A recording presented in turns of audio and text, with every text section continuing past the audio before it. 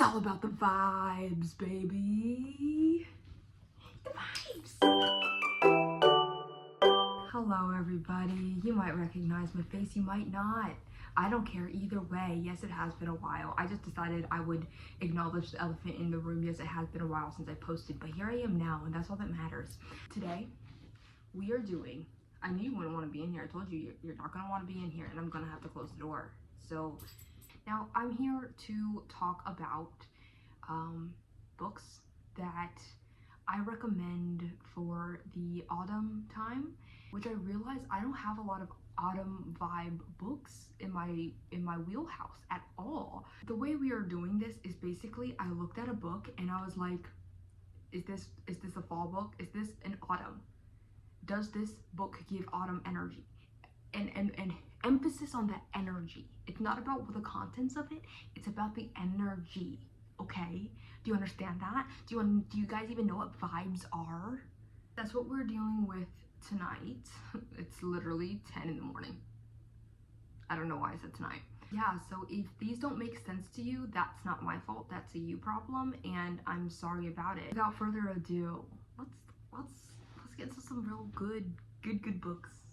First, we have The Devil All the Time by Donald Ray Pollock. Like I said, it's all vibes, you know? Like, I don't know what to tell you. This is autumn. If you're gonna read this book at all, it might as well be autumn when you do that. Because I said so. Okay? If you haven't read this yet, you should read this now in the next 2 months. And that's a demand. If you are unaware of this masterpiece, it follows a whole host of individuals experiencing Appalachia, Americana, in the 60s. So it's great. And it follows like a lot of people. It's also an extremely well done movie featuring Robert Pattinson, like, boy, Bill Skarsgård, like, you know, the fucking clown from It, that guy, and Tom Holland, if for some reason you give a shit about that guy. The next book I have for all of you guys to read this autumn is Death in Our Hands by Ottessa Moshfegh. Like, would this even be a kind of set a read video if I didn't recommend Ottessa Moshfegh somewhere in the mix? I feel like, no. Who would I be without my girl Ottessa? Like, you know, she kind of like really did clarify and define a little bit of my early 20s, which is crazy to think about that I can now say early 20s because I'm 25 right now and my birthday is like next month. Not cool. I'm not happy about it. I'm not, but like that genuinely is. There's a divide between early 20s and now. Ew. Kidding. Okay, this story takes place in a secluded forest, and to me, like, the woods just screams autumn, no? Like, it just screams autumn time is in the air, you know what I mean? Sorry if you can hear all those noises. I live in a suburbia these days. I don't know what's worse, living in a suburbia where there's like fucking construction happening over there, or living in a cute little, you know, downtown area, but you literally live, your front yard is an artery to get from place A to place B. Which one's worse? Let me know down in the comments, sound off. Which one would you rather be at? This story follows a widow and her dog who finds themselves amidst a mystery where they find an ominous note that reads, her name was Magda. Nobody will ever know who killed her. It wasn't me. Here is her dead body. But then, there's no dead body to speak of. If this isn't full energy, I don't really know what is. Even this like picture, I'm pretty sure it's supposed to be like a river, like a lake moment, and then also a face. Like, this cover alone is giving fall. It's giving fall, guys. It's giving autumn. Number 3, we got this chonker of a motherfucker. Now hear me out. Hear me out, guys, okay? This book is all about thinking, right? Okay, are you with me so far? It like literally is just a woman's thoughts this entire time. Yes, this entire 980 page book is about somebody's thoughts. In the summertime, I can't even hear myself think. It's hot, it's distracting, you feel like you're on a different plane of existence for the majority of the time. Like, there's no room to think in the summer. But as soon as fall comes, everything silences. Everything becomes okay again. You know what I mean? We slow down and we think and we think. Guys, I don't think all of summer. Like, no thoughts. But as soon as autumn comes, I'm a philosopher up in this bitch. The best I have in the summer is those pathetic ping pong thoughts where like no idea ever comes to true completion. But in the fall time, it all comes rushing back. My brain gets as crisp as the leaves. And I'll be like, oh yeah, we're back. And then just as suddenly I'm like, oh yeah, I forgot about the inevitable depression that comes around every single time around this year. Like clockwork. Like it's only thing. Its only journey in life is to make me sad. Anyways, that's why I believe that Ducks is a perfect autumn book. It actually ironically takes place in the wintertime though, which I think that winter would also be a pretty good time to read this, but then it's too depressing, right? Like then it's too real if it's winter. This girl is thinking and thinking and thinking some more. This is all about her thoughts, okay? And I love it. And I'm sorry, I do. This book is not for everyone. It's experimental and barely narrative. I understand why people are iffy about it or straight up just hate it. Like, I understand to a point. But the girlies who get it. We get it. Right, girlies? We get it. Yeah. People who get it. I'm so sorry if you didn't get it. I barely got it. I feel like I really need to defend myself whenever I talk about Ducks or something because lots of people don't like it. So if you pick it up and you don't like it, don't be surprised. But if you pick it up and you do like it, also don't be surprised. I told you it's good. It might be annoying for people. Anyways, that's not what this is about. I kind of want to reread it really badly. All's Well by Mona Awad. I mean, this is placed in a university. Must I say more? The end. It's a surrealist type story, as Mona is known to do, about a woman with a mysterious pain, and it's like this chronic big pain that she goes to the doctor for. They're like, girl, use dramatic. And then one day something happens and it goes away. That pain goes away. It's like, maybe it was all in my head. Girl, it's not. And we're standing with you. There's Shakespeare references, there's unreliable narration, there's secondhand cringe crash outs that you figuratively witness through the cracks of your fingers. You don't want to see it anymore. It's a really great-ish time, if that's what you're into. Fortunately, it is what I'm into. I've read every Mona Awad story thus far, and this one I would say has to be my favorite. Actually, I haven't read her newest one, right? Bunny, We Love You. Is that one out yet? Bunny Loves You. What's it called? The Second Bunny. And for the longest time, I knew that book was coming out, but I didn't register that it was the Mona Awad writing it for some reason. Like, obviously, it's a sequel to Bunny, which is her most popular book. I don't care for that story. Is this a safe place? Am I allowed to say that? I didn't like Bunny that much. But I will probably read the second one just to see what it's about. And people are like not liking it, apparently. And I'm like, yeah, that's kind of what happens. Like, I knew I would. And I'm like kind of an Awad stan in a way. This book changed my life. I don't care that much about Rouge, really. I liked 13 Ways of Looking at Fat Girl well enough. This one really sold Awad for me, so I still hold on to hope. I might not read the sequel to Bunny. That might like ruin everything for me. Everybody's like, Bunny this, Rouge that. But the real players know this is where it's at. This is the superior one. Okay. Next book we have here is A Psalm for the Wild Built. This book has such an autumn, comfy, cozy energy to it. It makes you think, maybe everything is gonna be all right. It's about a future where at one point in time, we did in fact have robots. So many decades have passed that they are simply a pastime now. And then one day a tea monk finds a clanker who asks the question, what is it that humans need? And they go on this little journey together, just kind of philosophizing about life, man. This is a series. For all I know, there's like only 2 out so far, and I really want to read the rest of them, but I don't think they're out yet. So I think it's supposed to be a trilogy. That could be misinformation. I don't know where I got that information from, so it's probably my ass. Next, we have Nobody Is Ever Missing by Catherine Lacey. Nothing says autumn like running away from the stressful, unsustainable life you've inadvertently started to live.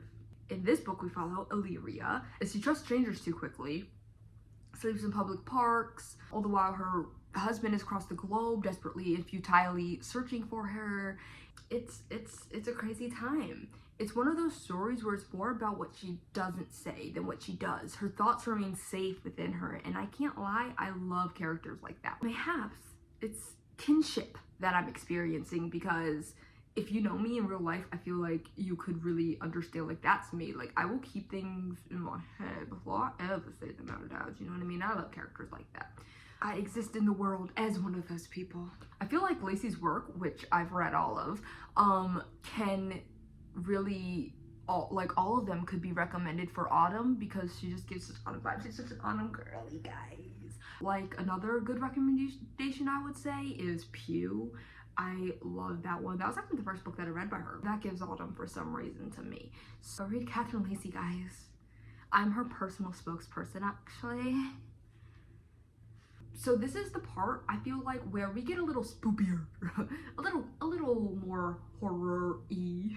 None of those are words. You know how in autumn time, Halloween happens, and the spookies, and the scaries. I try to pretend, and I try to give a fuck, but the problem is I don't. I like a good horror book, but honestly, this recommendation list will probably tell you that I just don't read horror as much as I probably should. I watch a lot of horror. The problem is I like it well enough, but most of the time it's not well done. So I don't read that much horror. I want to read more, totally. But see, this is what I'm saying. A lot of the ones that I've read, I don't even want to recommend them to you because they're not good books.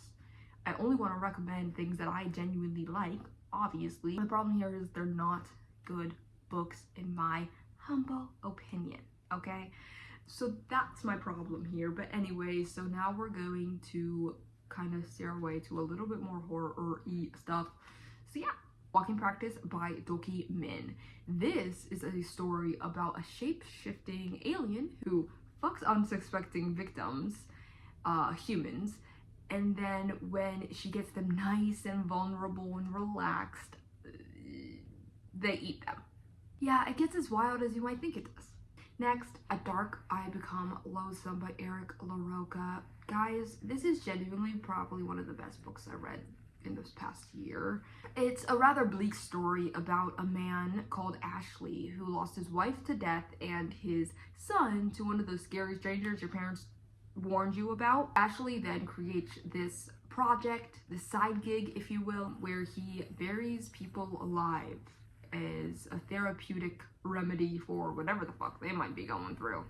How rough does life have to be for you to be like, okay, I'll be buried alive now, and hopefully it helps. Oh my god, I'm probably like 5 seconds away from there. When I first read it, I gave it like a 4-star, but like now that I'm thinking about it and like putting it on this list, and I'm like, you know, this is one of the better stories I read. You know how ratings go, where it kind of can change along the way, and it's just like how it impacted you overall is what I rate my things as, and this is giving, like, dare I say it, 5-star energy. Oh, do your thing. This is cause for celebration, and it's a very short book. Like, you could read this in one sitting. Okay, now we got Horns by Joe Hill. Don't judge me, okay? This is unironically one of my favorite books, okay? It's about having this specific power that I have always longed for. Like, there's a specific power, super power, if you will. This, like it's something that humans can't actually do. And I would tell you what it is, but I think that's a spoiler. So it's this specific power, but with this really big caveat. He grows horns. Also, it's a movie with the ever-talented Daniel Radcliffe. We love him, and you probably already know this because it is like 15 years old. It's a good book though, and it's giving such Halloween, autumn moment. Go read this the week of Halloween or something if you really want to get in a vibe. Or if, do I have bad recommendations? I get so in my head about this stuff, or whatever, read it or don't, I don't give a shit. But you can't blame me because you picked it up. Next book is You're Dead by Sam Sachs. This is actually unironically one of the best books that I've read this year as well. I really liked it. It's an ingenious book about a sad queer boy who we follow starting from his demise. So we start from where he dies, and this isn't a spoiler because it's literally the first page. He sets himself on fire, and it's a disjointed and puzzle-like. It's written like only a poet could write a novel, you know, if you catch my drift. Sam Sachs is a poet, and I've read like 2 of his poetry books, 2 out of 3 I think. I gotta stop saying numbers and facts that I don't know to be true. Like, look it up first, girl. And then I've read this novel, I think it's his debut novel, which that's pretty cool. It was so freaking good. I never wanted it to end. I needed it at the time even. Monstrilio by Gerardo Samano Cordova. I feel like you've probably seen so much about this book over time, but it's a tale of grief and parenthood. A couple loses their son, but the mother saves part of her late 7-year-old's lung, thus inadvertently creating a new life for this small part of her son. Not quite human, not a purposeful monster. He's created. It's probably one of the best horror novels I've read out there. It's just a good book, and if you for some reason haven't read this yet, I would recommend this highly. Like, I don't even know what else to say. Like, yeah, I mean, it's a monster created from a fucking dead boy's lung. Now that's, say it with me guys, now that's a horror story. That's how you're supposed to do it. People don't understand these days. This is how you're supposed to do it, my dude. Okay? Cursed Bunny by Bora Chung. This is a short story collection that thinks macabre? Yeah, I can do that. That's the best way I can describe it. My favorite story of this series happens to be the first one where a woman's excrement, her piss, her shit, her period blood becomes a cursed sentient creature. It's a great time. Go read it. Next we've got some James by Percival Everett. I mean, hello. Retelling of Huckleberry Finn from the slave's perspective. Who am I kidding? You probably heard about this book ad nauseum and have either read or plan to read this. This genius of a novel. I am a Percival Everett fan, stan, auto reader, okay? So I'm recommending this book even more than all those basic bitches who are hopping on bandwagons and rave reviews and whatnot. Just kidding. You guys are valid too. Kidding, again. Sorry, no, but genuinely, I'm a stan. So far, I have read Erasure, The Trees, So Much Blue, Dr. No, and I just finished, like yesterday, the day before, reading his short story collection called Half an Inch of Water. I am a Percival Everett stan. Sorry about it, not sorry about it. Everybody should read him, and especially, like, I do think this is a good book to start with. I might be a little biased to the time to read this, you know, like, I read this last autumn in October, so sue me if I'm associating it with autumn for merely egocentric and nostalgic reasons. I remember I was out in the elements and everything when I was reading this book. Beatbox by my side, watching the cars go by on my porch. It was a fun time. You just ignore the cars. This has been a recommendations video, but I do have some runner-ups. So these are some things, like, there's only 4 here, okay? Because I kind of got too lazy to like actually give like a full frontal list of a bunch of other recommendations. But if you don't have like my taste in books, but maybe you have like the exact opposite of my taste in books, you know what I mean? Like, because I'm out here recommending what I love, but there are some books that I read that could fill, you know, autumn TBR for somebody else that I don't really care for. So books like Mayfly by CJ Lead, I had a big hopes for that one, but I didn't really like it that much. Lamb by Lucy Rose, lots of people like that book. I didn't care for it, but it's a newer one and everybody's talking about it. But there's another suggestion for you. Ripe by Sarah Rose Etter. That one's a good one. It's giving autumn vibes to me, even though it might be, it's again the energy thing. If you read that, because I said it gives autumn vibes, just know it's all about the energy, okay? And then another one that would be a really good recommendation, and I would probably fully recommend it if I had finished it. I plan on finishing it. I started in July or June or something, which is crazy. It's a big, okay, it's a thicker book, okay, to be fair, and I didn't have an audiobook or nothing for it. I was raw dogging this shit, and so eventually I got really tired of it, and I will finish it. I'm like, this is how much left I have of it. The Archer of Night by Mariana Enriquez is a really good freaking book. It's a really good autumn, spoopy. This is like what Stephen King wishes he was, of low-key. Like, it's like about a little boy who is psychic basically, and he's going through it, and his father has gone through it, and it's a whole entire thing. It's a very good book. Again, haven't finished it. Will eventually. Thank you for joining me, you guys. I'm so glad to be here again doing my thing, and hopefully I don't go months on end without doing it again. Bye. Have a great autumn, by the way. Bye.